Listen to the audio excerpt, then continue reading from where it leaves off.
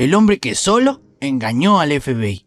El misterio de D.B. Cooper, el hombre que saltó de un avión con $200.000 y nunca pudieron encontrar. Es una de las más intrigantes leyendas modernas del crimen norteamericano. El fin de semana de Acción de Gracias de 1971, un hombre secuestró un avión que iba a Seattle, pidió rescate y con el botín y 2 paracaídas saltó de la nave. El FBI lo buscó, pero nunca fue encontrado. Las distintas teorías y las causas de una fascinación que no se apaga.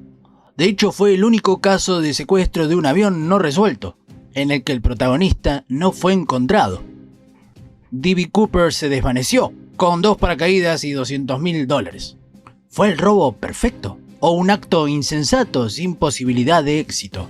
D.B. Cooper se convirtió en un mito. La falta de respuestas solo genera más interés. La pesquisa continuó durante medio siglo, pero cada aproximación solo causó mayor intriga, y cada sospechoso fue finalmente desechado. Estaba por empezar el fin de semana largo de Acción de Gracias en Estados Unidos. Los aeropuertos tenían una actividad frenética. Una multitud se movía por todo el país para pasar esos días con sus familiares. Al atardecer del 24 de noviembre de 1971, un vuelo se dirigía desde Portland hasta Seattle. Era el vuelo 305 de la Northwest Orient Airlines. Era un viaje breve, poco más de 35 minutos. Iban 36 pasajeros. Los aviones en ese tiempo, en este caso un Boeing 727, eran espaciosos, sin esas filas apretadas, donde uno para pasar tiene que ir molestando, y con lugar para estirar las piernas. El servicio siempre era lujoso. Las aerolíneas tentaban a sus pasajeros con comidas, bebidas y otros placeres, porque no todo el mundo podía costear vuelos en ese entonces. En el mostrador de entrada al vuelo, minutos antes del despegue, un hombre de alrededor de 40 años compró un pasaje, pagó en efectivo. Le preguntaron su nombre, Dan Cooper. Tenía un piloto gris, traje negro, corbata angosta negra y camisa blanca. Como único equipaje llevaba un maletín. Un hombre más de negocios regresando a su hogar. Se sentó en la última fila. Con el avión en el aire, pidió un bourbon sin hielo y una 7-Up. Cuando la azafata dejó las bebidas, Cooper le entregó un papel doblado en 2. La chica de 23 años respondía a todos los estereotipos de las azafatas de esos años.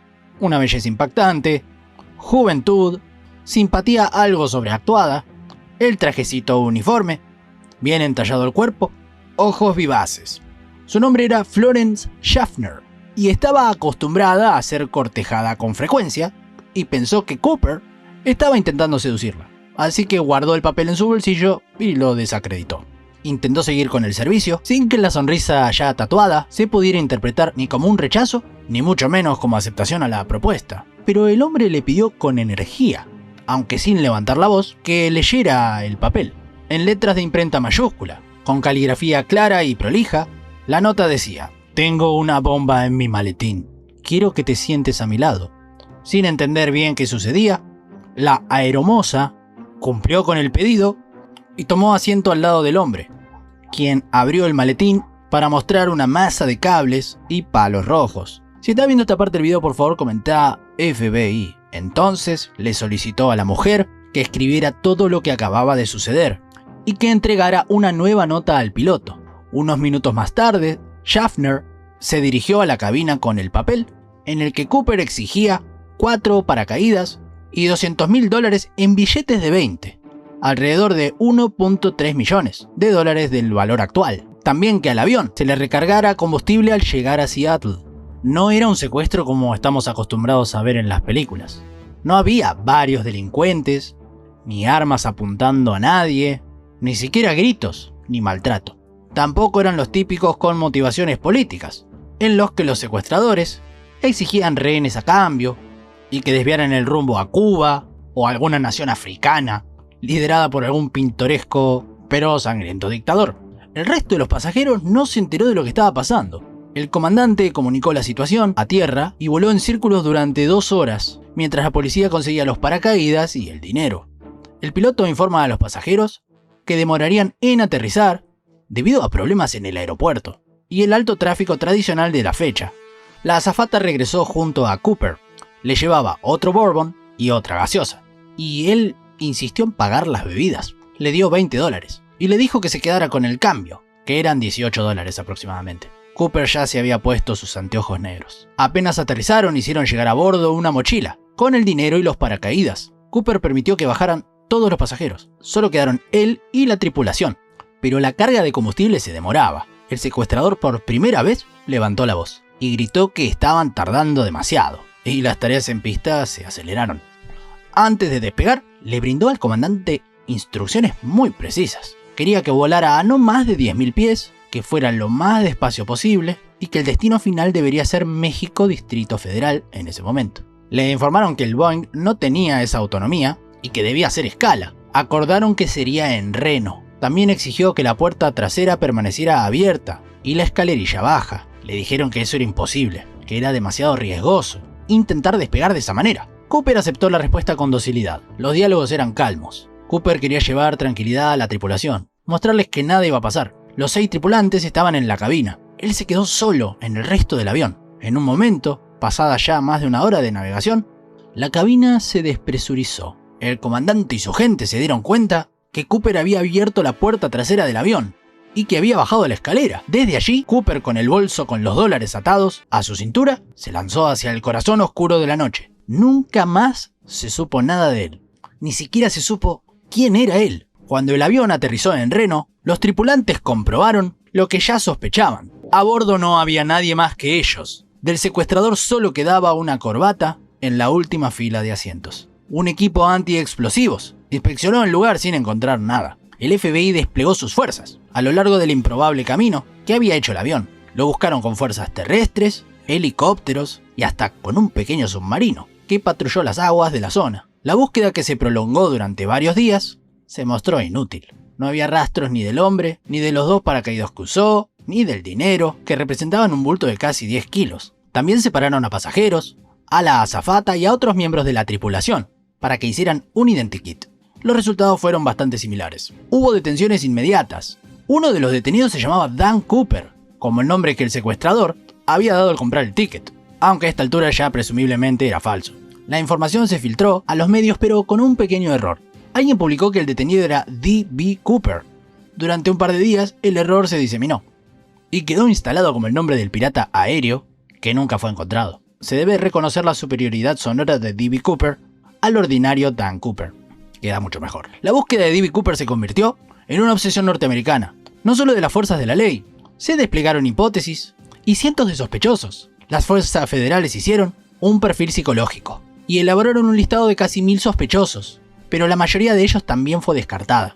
Quedaron 24. Se les hizo un seguimiento, se comprobaron coartadas, se cotejó con habilidades anteriores, prontuarios y currículums militares. Los investigadores estaban convencidos de que D.B. Cooper era alguien muy experimentado en paracaidismo, tal vez un veterano de guerra, pero con el correr de los años y el estancamiento de la investigación, fueron cambiando de parecer.